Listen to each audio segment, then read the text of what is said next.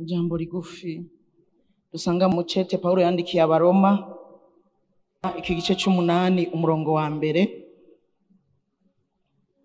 riravuga ngo nuko rero none habari muri Kristo Yesu nta rubanza ruzobatsinda. Haleluya. Tubandanye tunezerwe mu mwami, turi ku munsi mwiza udasanzwe. Haleluya. Nuko rero turi kuri rya jambo rivuga ngo nta rubanza ruzodutsinda. Umwe wese azaravyibwira, nta rubanza ruzontsinda. Haleluya. Uhagarare wemye, nta rubanza ruzogutsinda. Haleluya. Icyaha kimaze kuza mu isi nicyo cyadutandukanije n'Imana kiragahera. Umwana w'umuntu yari afitaniye imigenderanire myiza n'Imana, bayaga mu kayaga ko ku mugoroba, Imana imugendera ikamuganiriza akaryohega umwana w'umuntu. Ariko icyaha kimaze kuza, umwana w'umuntu atandukana n'Imana. Imana iramurondera iramubura. Kandi burya ibi bintu sinzoreka kubivuga ko ni twebwe Imana yaremye kugira ngo tuyage nayo.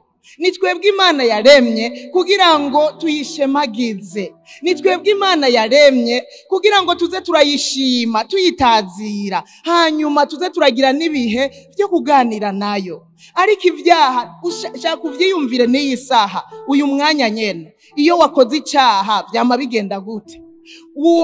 Nta nkomezi ugira zo kuja imbere y'Imana. Ivyaha rero bidutandukanya n'Imana. Icyaha kiragahera. Imana ituma Yesaya ku bwoko bwayo Abisirayeli, abo yari yaratoranije, ibagira inyegu yayo. Kandi burya Imana itoranya n'Abisirayeli yashaka ngo baze baraganira nayo. Yarababwiye ngo shaka kubabera Imana, namwe mumbera abana, ndababera umuvyeyi mumbera abana. Imana yagumye irondera umwana w'umuntu kugira ngo bagiriranire imigenderanire y'umuvyeyi n'umwana, bagiriranire imigenderanire y'abantu bakundana nyene bashobora kuganira neza. Imana iratuma Yesaya muri iki gice cya 59 usomye kuva ku murongo wa mbere, iravuga ngo ukuboko kuhoraho ni kwabaye kugufi ngo kunanirwe no gukiza, n'ugutwi kwiwe ni kwapfuye ngo kunanirwe no kumva. Ariko ibigabitanyo byanyu nibyo byabatandukanije n'Imana yanyu, kandi ibyaha byanyu nibyo byabakingiriye mu nyunga hayo, bituma yanka no kumva. Kuko amaboko yanyu yandujwe n'amaraso, n'intoke zanyu zandujwe n'ibigabitanyo. Iminwa yanyu yamivuga ibinyoma, n'ururimi rwanyu ruvugira ibibi mu ntamatama. Abisirayeli batandukanywa n'Imana n'ibyaha barimwo mu gihe cyabo. Uyu munsi wewe uri hano wo kwiyumvira nigiki cyantandukanije n'Imana. Kuko iyo ufite n'imigenderanire myiza n'Imana, uravyumva muri wewe, ugira amahoro, uranezerwa, urasenga, ukumva ko bicamwo, ukamubwira ivyuzuye mu mutima wawe, nawe akagaruka akakubwira ivyo akugombako. Kikaba ikiyago c'umuvyeyi n'umwana, kikaba ikiyago c'Imana n'abantu bayo. Ariko iyo ubonye uri kurarondera Imana uyiganiriza, ntihagire ico uronka, ntihagire ico wumva muri wewe, haba imigenderanire iba yaratosekaye. Abisirayeli Imana irababwira ngo ibigabitanyo byanyu, yatumye Yesaya genda ubabwire, ibigabitanyo byanyu nivyo vyambujije kumva, ibigabitanyo byanyu nivyo byanzibiye amatwi, ibigabitanyo byanyu nivyo byakingiriye mu nyonga hanje. Ibigabitanyo iyo tubikoze bica biza bigahagarara hagati yacu n'Imana, kikaba igihome kitubuza kuganira n'Imana. Ivyaha biragahera. Amaboko y'Abisirayeli muri kino gihe ngo yari yarandujwe n'amaraso. Amaboko yawe sinzi uyu munsi cyayanduje. Ashobora kuba atandujwe n'amaraso, yandujwe n'igiturire. Ashobora kuba atandujwe n'igiturire, yandujwe n'ubusuma, yandujwe no gukora ibyo utategerezwa gukora, gukoresha ayo maboko yawe na vya vyaha bindi byose dukoresha amaboko. Baravuga ngo intoke zanyu zandujwe n'ibigabitanyo, iminwa yanyu yamivuga ibinyoma, ururimi rwanyu ruvugira ibibi mu ntamatama, imyidodombo ibibi mu ntamatama, kwidodomba, abantu bavuga ibibi. Ibyaha, bene ibi byaha byose abisirayeli barimwo na n'uyu munsi birahari. Icyo umuntu akwiye gusuzuma, mbega nanje uyu munsi kintandukanije n'Imana n'igiki? Kubera iki mpamagara ntinyitabe? Kubera iki tutaganira ngo numve? Burya iyo imigenderanire imeze neza vy'ukuri, ugiye imbere y'Imana naho ibi minota 2 urumva ko hari ubusabane, ukumva yuko biryoshe, mbere iyo minota 2 usanga yanarenze yabaye myinshi. Ariko ikikwereka yuko hari kitagenda, uje imbere y'Imana iminota 2 ukaba biraheze, ukabura buzi ivyo uvuga, ukumva nyene ko atavyo ufise wobandanya. Ariko iyo bimeze neza uravuga, ukongera ukavuga, ukamubwira niki, ukongera ukamubwira na kiriya, ukuba wumva ariko arumva. Rero ivyaha ni ikintu kibi kidutandukanya n'Imana. Icyaha kijana imisi yose cyama kijana n'igihano, ivyo tubimenye. Icyaha kijana n'igihano.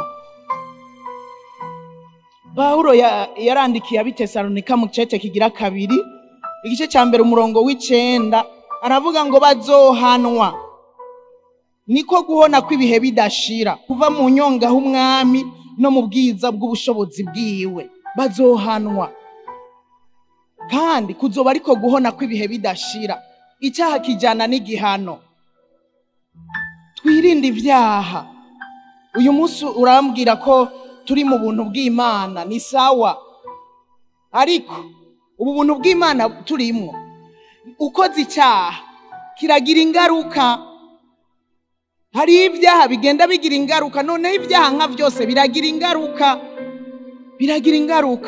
Ubusambanyi buragira ingaruka. Hari abasambana bakagwara ingwara, mu nyuma zikabahitana bagapfa.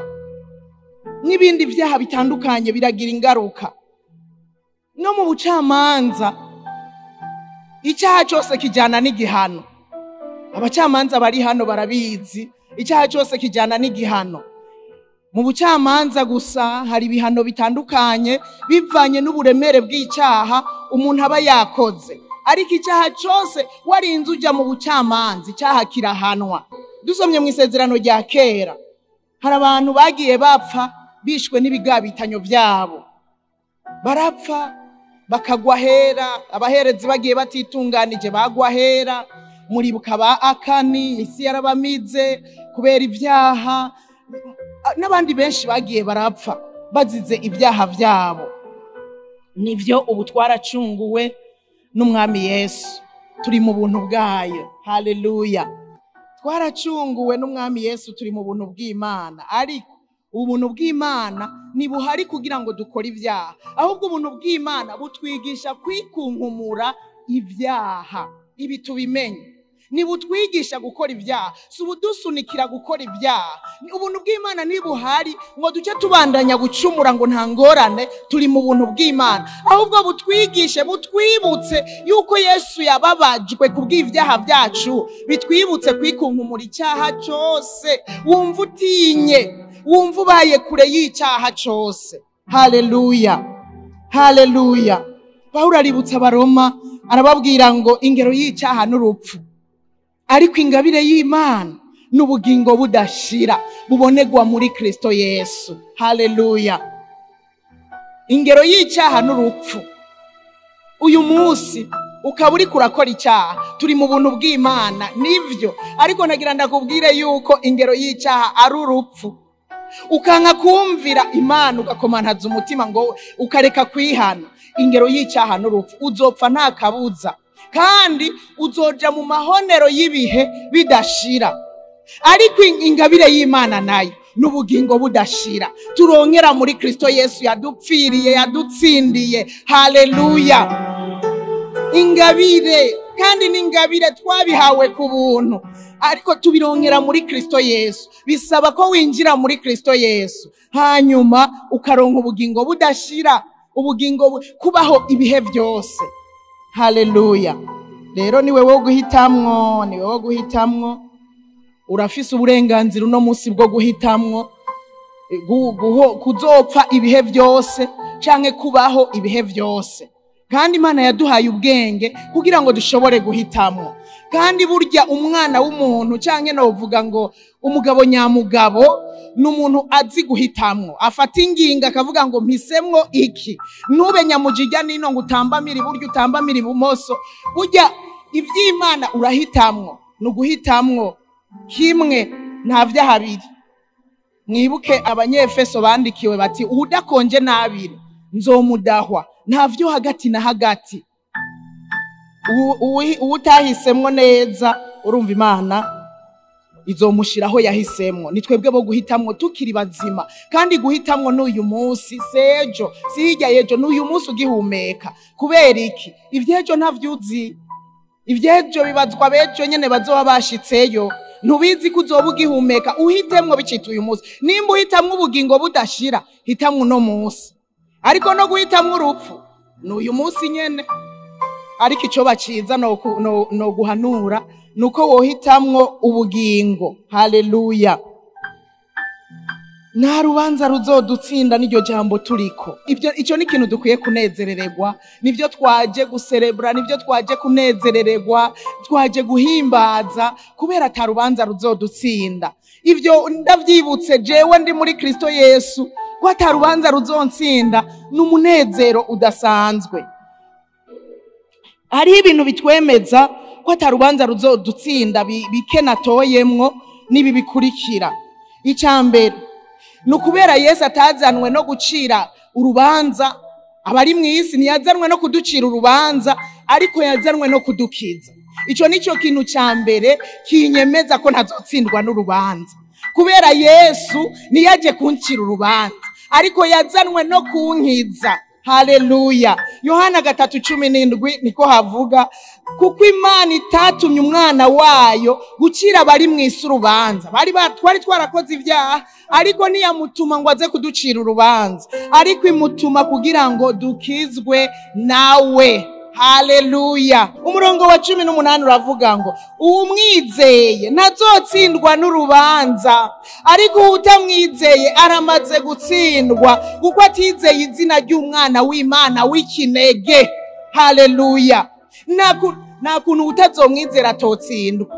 Imana atizeye umwana w'ikinege yatanzwe.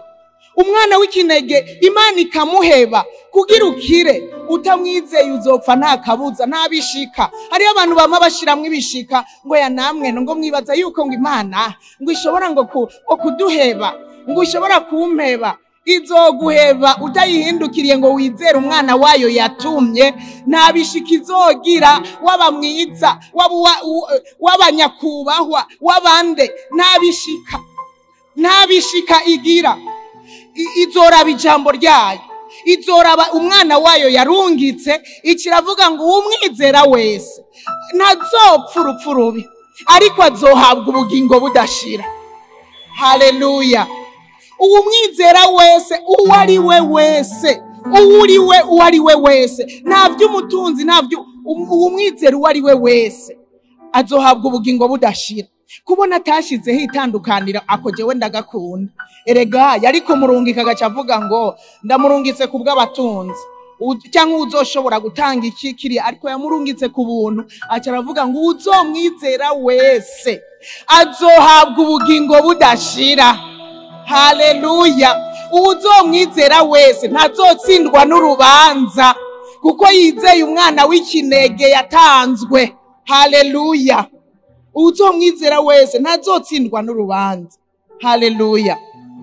Uyu mwana w'Imana nzima nta kindi cyamuzanye, yaje kurondera no gukiza icyari cyarazimiye. Abo nabo bari twebwe.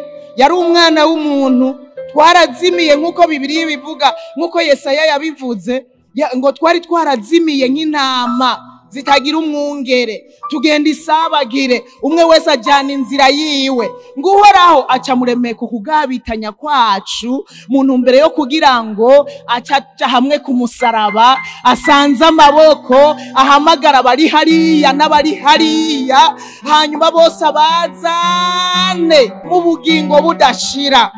Haleluya. Yamuremetse ukugabitanya kwacu kugira ngo aca bambwa nyene ku musaraba, abambwe ku musaraba nyene nk'ikivume kuko yariko ibigabitanyo byacu twese. Hanyuma mugabo muri kujya gusanza amaboko barayashanje bibaza ngo bariko baratera imisumari, ntibamenya yuko ari ubuhanuzi bw'uko ashanje amaboko ngo yikwegera bari hari ibumoso, hanyuma ace yikwegera bari buryo bose, abikwegere kabazane. Haleluya! Ni muri arya amaboko twakwezwe, jewe nawe twamwakiriye, turaza turashika aho tugeze uno munsi, kandi azona dushikana mu bugingo budashira. Haleluya! Aho tuzobana nawe ibihe byose. Nuko rero abamwizeye, abari muri we uno munsi, nibo batazotsindwa n'urubanza. Urubanza ntiruzodutsinda. Mwibuke wa mukenyezi bafashwe ariko arasambana. Uyu mukenyezi baramufashe ngo hari mu gaturuturu, yemwe yari yabizindukiye. Jena nibaza ngo baragorobeza, kuko twamenyereye abagorobeza aho mu gisagara, bamwe baja kwibarabara hajya barindiriye abarengira ubu baraheze. Reka twizere ko baheze. Hariho umupastori yari yaragize umuhamagaro wo kubwira ubutumwa bwiza bajya abantu. Naramugiriye ubwoba.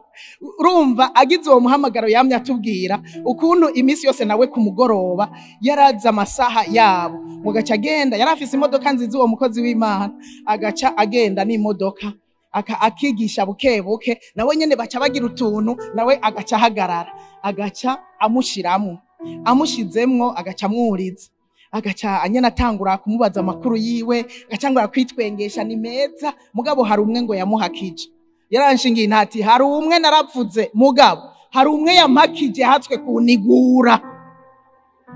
Ati ivyo birofa nivyo umbwira je naje kwironderera amahera.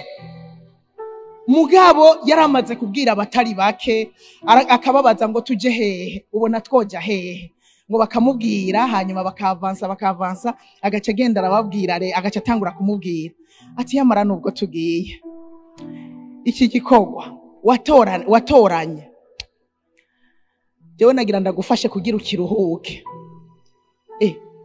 Ndakiruhuke gute? Duce tugumana, tuzoce tugumana ibihe byose, tuzoca tugumana, uzocuza uraza kuntora. Ati ukugira ugihebe, ndashaka kukubwira ngo wakire Yesu nk'umwami n'umukiza. Agaca atangura akamubwira ubutumwa bwiza. Hariho abakiriye baje ngo no mu rusengero barabandanya, n'umwe rero yahatswe kumukubita. Uyu mukenyezi rero nariko ndavuga ko yari yabizindukiye, kubera Bibiliya iravuga ngo bamufashe mu gaturuturu. Usomye aha muri Yohana, mu butumwa bwiza bwanditswe na Yohana igice 8 kuva ku murongo wa mbere niho bavuga ino nkuru, uraza gusoma hanyuma. Ngo bamufashe mu gaturuturu, bamaze kumufata baca bafata uyu mukenyezi, ariko nagira ndababwire ko batafashe umugabo bari kumwe, bafashe umugore gusa. Baramujana bamushira Yesu, baramubwira ati mwami Yesu, uyu mukenyezi tumuturumbutse ko ariko arasambana. None rero byagezwe vya Mose biravuga ngo yuko umuntu wese afashwa asambana ategwa amabuye. None rero tubigenze gute? Yesu barabihweza ati muzi gukaza akaguma gusa. Gukaza akaguma ngo yakoze ibyaha arabaraba. Acari yunamira acara babwira ngo rero ndababwira, reka ndabasaba ikintu kimwe. Nivyo ivyagezwe vya Mose niko bivuga, ariko reka ndabasabe umuntu wese muri mwebwe azi yuko atarakora icyaha abari wa mubanzibuye. Aca yunamira yiyandikira hasi, ari yunamira yigumirayo. Babandi bamushoreye baribaza ati umwe akiyumvira muri we, jewe na bya bindi byose, agakata kagenda. Yesu abandanya yiyunamiye, uwundi ngo bagenda isorosoro, baratinda barahera bose. Yatevye Yesu arunamuka aramubaza ati mugore, nta numwe aguciriye urubanza? Aca aravuga ngo eka nta numwe. Yesu aca aravuga ijambo rikomeye cyane. Uyu mukenyezi yumvise muri kino gitondo ryaremesheje umutima wiwe, aravuga ngo nanje sindagucira urubanza.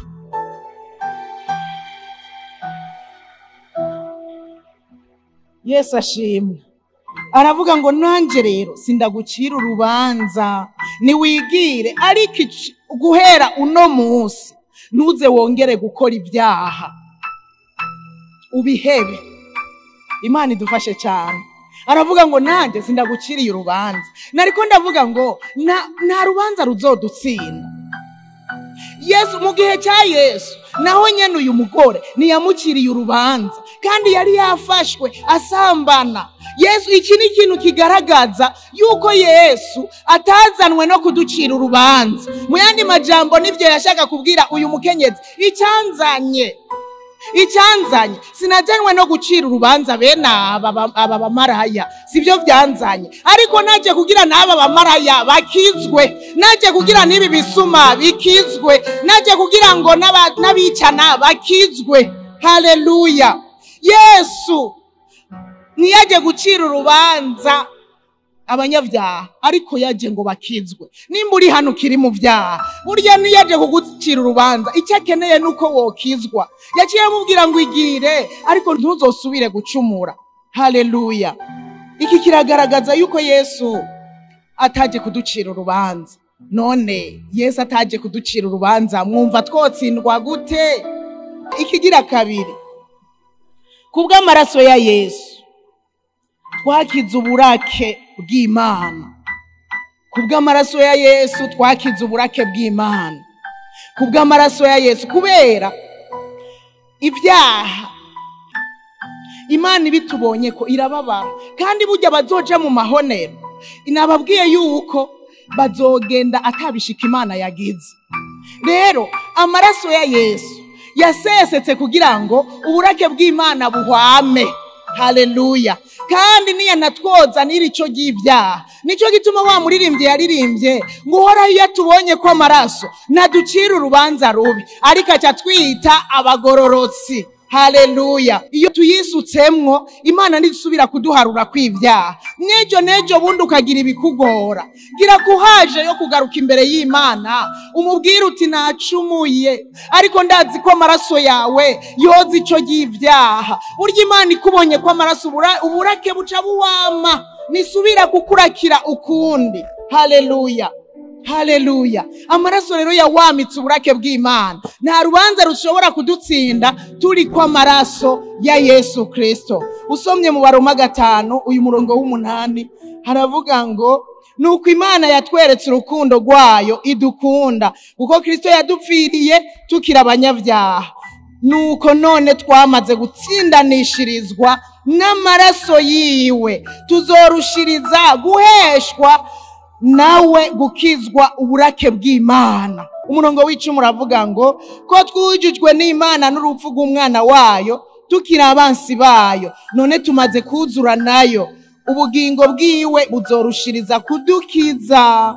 Kandi si ibyo byonyene, ariko ikindi tunezerererwa Imana kubw'umwami wacu Yesu Kristo yaduhesheje kuzura nayo. Haleluya. Aragahezagirwa Yesu yaduhesheje kuzura n'Imana. Iyo ataba Yesu nitwari kuzura n'Imana, twari twaratandukanye. Tumukomera amashi kuko yaduhesheje kongera kuzura n'Imana.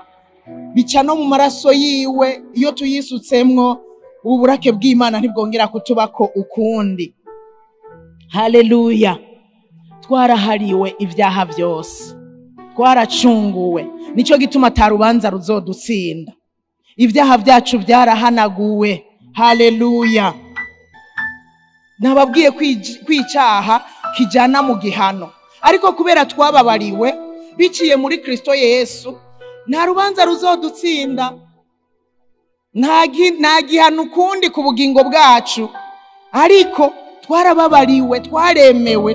Pawulo arandikira abikorosayi muri iki gice cya 2 uyu murongo wa 13 aravuga ngo kandi hamwe mwari mugipfuye mwishwe n'ibicumuro byanyu n'ukudakebwa kw'imibiri yanyu, yabagiranye bazima nawe imaze kuduharira ibicumuro byacu byose.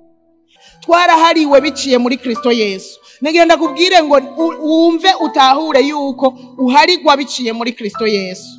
Bisaba kubanza kwinjira muri Kristo Yesu kugira ngo uharigwe ibyaha byawe byose. twarahariwe rero abinjiye muri Kristo Yesu, mugende mwemye nta rubanza ruzodutsinda. Haleluya. Ikindi kandi kigaragaza yuko atarubanza ruzodutsinda nuko ikete ryatwagiriza yaribambye ku musaraba. Iki kete cyatwagiriza rero cyarimwo ya mabwirizwa ya Mose. Amabwirizwa ya Mose yareklama ibihano.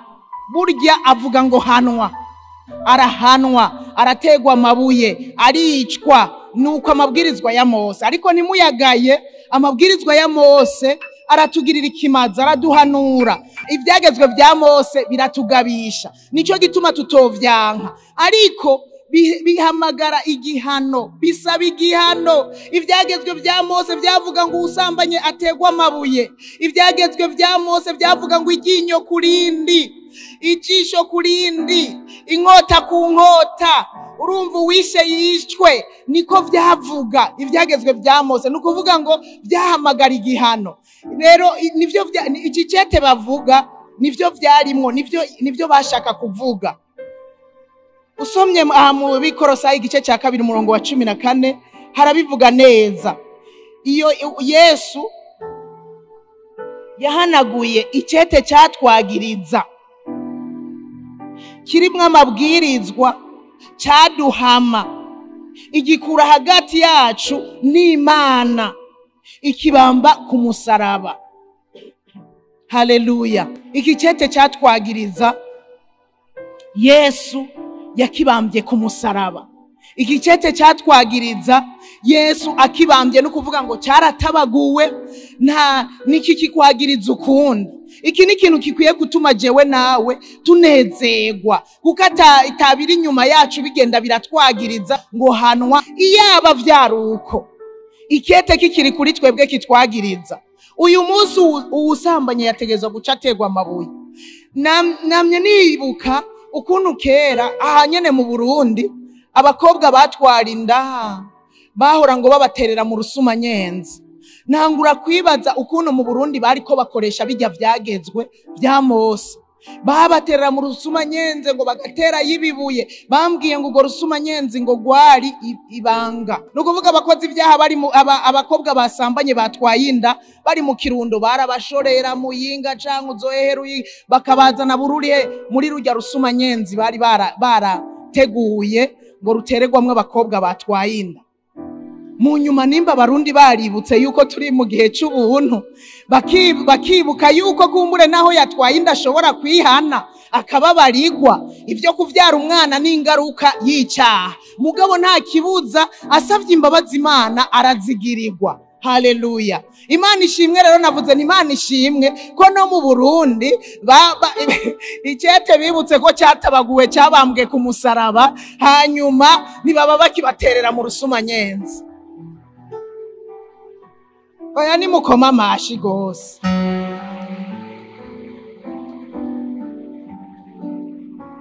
Kubera twaragiriwe ubuntu basokuru urumva bari mu byagezwe bya Mose, kandi rero abo batwaye inda bamaze kwitahura bagasaba imbabazi.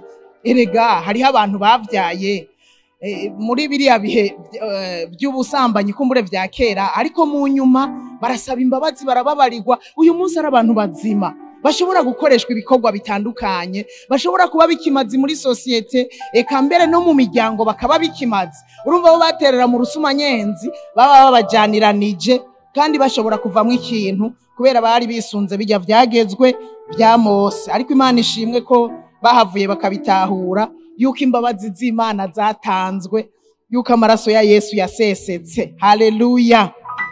Ikindi gituma tutazotsindwa n'urubanza nuko uwo dutsindishije ari we yadutsindanishirije. Uwo duciriye urubanza akadutsindisha niwe yadutsindanishirije. Iki kintu kirakomeye. Uwari kuruducira niwe yavuze ngo ndatsinze mu gishingo cyanyu. Haleluya. Natwe rero ntituzotsindwa n'urubanza. Ninde azorega b'Imana yatoranije mbega ni Imana kandi ari ibatsindanishiriza. Murazi ko Kristo yari Imana kandi Imana niyo yari yamutanze ngo adutsindanishirize. None ni wazoturega kandi ari we yadutsindanishirije? Haba namba. Haleluya. Ninde azobatsindisha? Mbega ni Kristo kandi ari we yapfuye mu gishingo cyacu kibiruta byose. Yarazutse ari buryo bw'Imana, bitaye ko uyu munsi aradusabira. Oya ni mu byumve, ni mu bitahura. Ninde azodutsindisha? Mbega ni Kristo kandi ari we yapfuye mu gishingo cyacu, yogaruka akadutsindisha. Abazotsindwa cyangwa bamaze gutsindwa n'uyu munsi n'abatamwizeye. Ukaba uri hano utaramwizera, ujya uwatsinzwe, ariko icyo baciza mwizere agutsindanishirize. Ujye ubu watsindanishirijwe. Ntashobora kudutsindisha kandi ari we yadupfiriye. Ikiruta byose yarazutse, ni muzima. Yarapfuye ariko yarazutse. Uyu munsi muri biriya bihe, iyi dimanche niho bavuga ngo yazutse, ariko twe turazi ko yazutse kera. Uyu munsi yicaye iburyo bwa Data, icyakora aradusabira uko bukeye uko bwije. Agenda aratuvugira, agenda aravuga ati arahoyahoya, agenda abwira Imana ati ndakwinginze. Wa mukozi wo mu ruzabibu yaza aravuga ati basi ureke nongere ntabirire. Ujya n'ibijya Yesu akora nibyo dukorera imbere ya Data. Mwihanganire, kumbure jo azobivamwe ibyo bintu arimwo. Aradusabira, aradusengera kugira ngo dushobozwe kugwana urugamba muri inosi. Yesu inosi yarayiciyemwo, yarabonye kwigoye. Nico gituma dusengera, adusabira uko bukeye uko bwije kugira ngo dushobore natwe kuzonesha inosi. Haleluya. Tuzoyivemwo amahoro. Haleluya. Nituzotsindwa n'urubanza, kuko wari kudutsindisha, wari kuducira urwo rubanza niwe yadutsindanishirije. Iyo nimvo rero iyo izotuma tudatsindwa n'urubanza. Imana idufashe cyane. Haleluya. Wewe woba muri no misi utuzuye n'Imana, ndakwinginze uhinduke mwuzure n'Imana, kuko Yesu nico cyamuzanye. Yaje kugira ngo agukwege, akuzane maka wuzuye n'Imana. Icyo dusabwa uyu munsi nukurondera kuzura n'Imana, kukantu kose kagenda kadutandukanya n'Imana uko bukeye uko bwije. Turondere kuba abagororotsi. Pawulo arabandikira abikorinto, arababwira ngo wa wundi atigeze kumenya icyaha muvyibuke ko Imana yamuhinduye icyaha ku bwacu, kandi kwari kugira ngo natwe duhinduke ukugororoka kw'Imana. Haleluya. Burya Imana yahinduye Yesu icyaha kugira ngo twebwe duhinduke ukugororoka kw'Imana. Rero nimuze twuzure n'Imana. Haleluya.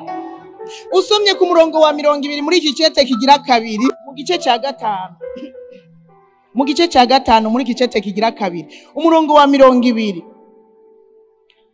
Icyo twahamagariwe gusemerera kuvuga intumwa mu gishingo cya Kristo, nukubinginga kugira ngo mwuzure n'Imana. Uyu munsi cyo dusabwa kugira ntituzotsindwe n'urubanza, twebwe cyane cyane abamwakire. Nagenda kubwira ngo nawe wawe warakiriye Yesu nk'umwami n'umukiza, ugasubira inyuma ukabivamwo, ugahindura ubusa igikorwa Yesu yakoze ku musaraba. Nagenda kubwire ngo uzokwisanga muri babandi bazotsindwa n'urubanza. Niwasubira inyuma ukabivamwo, uzotsindwa n'urubanza nta kabuza. Ariko niwabigumamwo ukaguma wuzuye n'Imana, nagira ndakubwire ngo nta rubanza ruzogutsinda.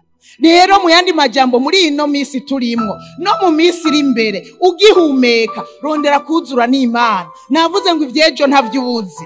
Impfu zagiturumbuka ziratwara abantu zikabasanga ahantu, ugasanga ntibari buzuye n'Imana. Umuntu akaji kuzimu kandi yari yitwa ngo yarakiriye Yesu, hanyuma arabivamwe aja mu byaha. Uyu munsi turondere kuzura n'Imana. abamama, abapapa, abasore n'inkumi, twese turondere kuzura n'Imana. Mu yandi majambo dukure ikintu cyose kidutandukanya n'Imana, kugira ntituzosange twagiye mu batsinzwe n'urubanza kandi twari mu batazotsindwa. Imana idufashe cyane, turondere kuzura n'Imana, tandukana n'ibibi, umatane n'ivyiza, kugira ngo ntuzotsindwe n'urubanza. Ingo wuzure n'Imana. Burya Imana nagira ndakwibutse kwidahimbagwa n'abanyavyaha bapfa. Haba namba. Imana niryoherwa nuko umuntu apfiriye mu vyaha vyiwe. Oya, ikigomba nuko umuntu yokwihana agatandukana n'ibibi, hanyuma akuzura n'Imana kugira ngo azogira iherezo ryiza. Imana irabituma Ezekiyeli, usomye muri iki gice cya 33, kugira abwira Abisirayeli ntibave bibaza ngo iyo abanyavyaha bariko barapfa ngo Imana biriko birayinezera. Haba namba.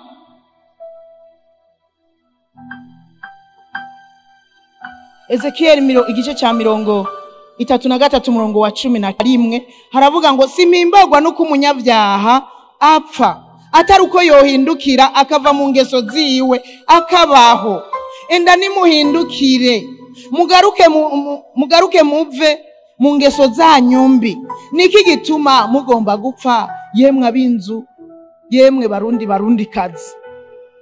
Niki gituma mugomba gupfa? Imana nihimbagwa nuko abanyavyaha bapfa. Nico gituma ukwiye guhindukira. Wewe wari umaze iminsi wavuye mu kuri, wavuye mu kugororoka, ugasubira inyuma muri bwa busambanyi wahozemwo, ukaja mu kurya ibiturire, ukaja mu kubesha, ukaja mu kurementanya. Hindukira, garuka kuhoraho, arakugirira ikigongwe. Niwe ariko araguhamagara ngo hindukira, niwe ariko araguhamagara ngo garuka. Garuka kuhoraho, arakugirira neza, arakubabarira, araguharira ivyaha vyawe. Yaravuze ngo naho vyotukura tugutuku aravyeza vyerederere. Nukuvuga ngo araguharira hamwe usigara atacyaha kikuriko. Nico amaraso ya Yesu akora, yoza ico ry'ivyaha ryose uko bingana kose. Yesu yababariye Zakayo, nawe warakubabarira. Yababariye umusambanyikazi bafashe bakamumuzanira, nawe we niyoreka kukubabarira. Uwundi muririmbye yaririmbye ngo naho wogira ivyaha ngo ntiwogira nk'ivya Rahabu. Rahabu yari umumaraya mubi, ariko yarababariwe muri kiriya gihe cya kera nyene, arababarirwa, ararokogwa, kandi yari umunyavyaha azwi, ariko ararokogwa. None uwababariye Rahabu akababarira uyu mumaraya twasomye, akababarira Zakayo, nubwo abantu batari ko barabitahura yuko Zakayo nawe akwiye kubabarirwa, nawe we yo kubabarira. Ngwino, hindukira, umuhindukirira arakugirira neza. Imana irateza ibiganza, niyifuza kuzotsindwa n'urubanza, kandi yaratanze umwana w'ikinege kugira ntutsindwe n'urubanza. Ngwino rero umuhindukirire, ukaba wari wabivuyemwo, uri mu ntege nke, uri mu vyaha bitandukanye, ateza ibiganza n'uyu munsi kugira ngo ntuzutsindwe n'urubanza. Nimba wari warabivuyemwo ariko kandi nawe utari bwakire Yesu, nababwiye yuko umuntu wese atamwizeye, uwo Bibiliya iravuga ngo aramaze gutsindwa. Niwizere Yesu yatanzwe kubw'impongano y'ivyaha vyacu, yatanzwe kugira ngo dukire, yikoreye ivyaha vyacu byose. Umwizere kugira ngo ushobore gukira, ushobore kubohoka. Nakanya keza numva nifuza kuguha kaze wewe utarakira Yesu nk'umwami n'umukiza, kugira ngo uze umwakire ashobore kugukiza ibyaha vyawe. Nimba uhari uduze ikiganza cawe tukubone, tugushimira Imana, hanyuma utera intambuka uze hano. Yesu aguhezagire cyane, Yesu aguha umugisha mwinshi. Muve hasi mutera intambuko mushike hano mwakire Yesu.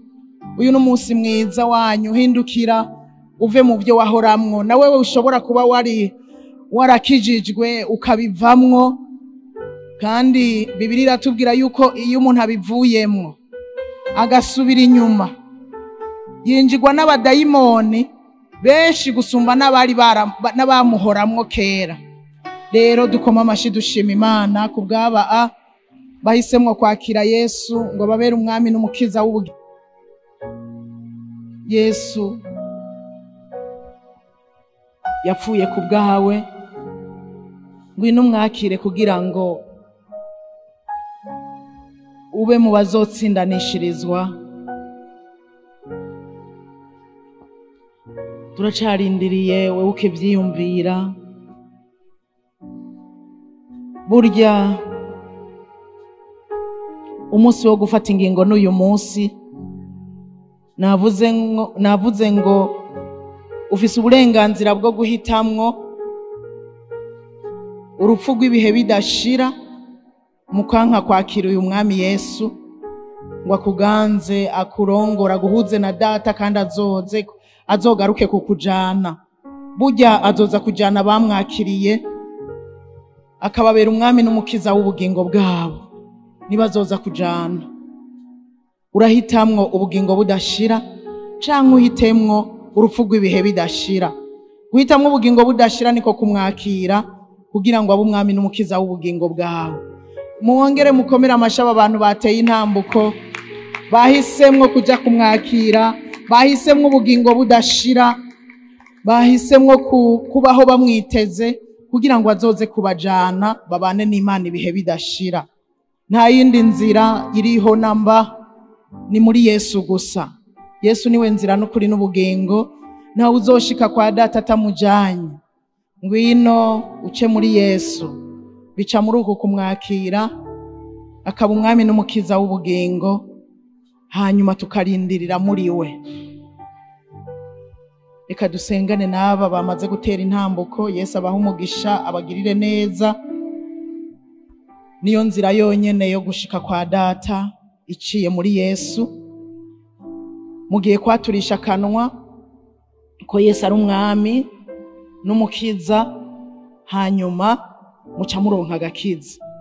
Intambuko mwateye ndayita intambuko yo kwizera. Ucumva wohaguruka ukava hariya mu ntebe, nuko wari wumva wamaze kwizera uwo mwami Yesu aho wicaye. Burya wahawe ukugororoka. Igisigaye n'agakiza ugiye guhabwa biciye muri uko kwakira Yesu wakubera umwami n'umukiza w'ubugingo bwawe. Musubire mwaya majambo tujanye n'abari ku buhinga ngurukana bumenyi bashobora kuba bifuza kwakira Yesu aka kanya. Musubire mwaya majambo muvuge ngo mwami Yesu, uyu munsi ndumvise kandi ndatahuye ko wapfuye ku bwanje, wikoreye ibyaha byanje kugira ngo nkire.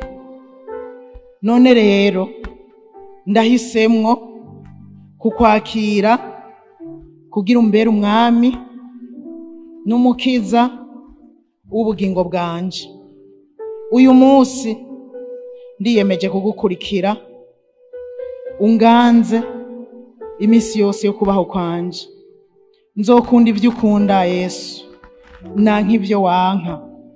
Mwami Yesu, nunyandike mu gitabo c'ubugingo kugira niwaza gutora abakwizeye nanje nzobe ndimwo.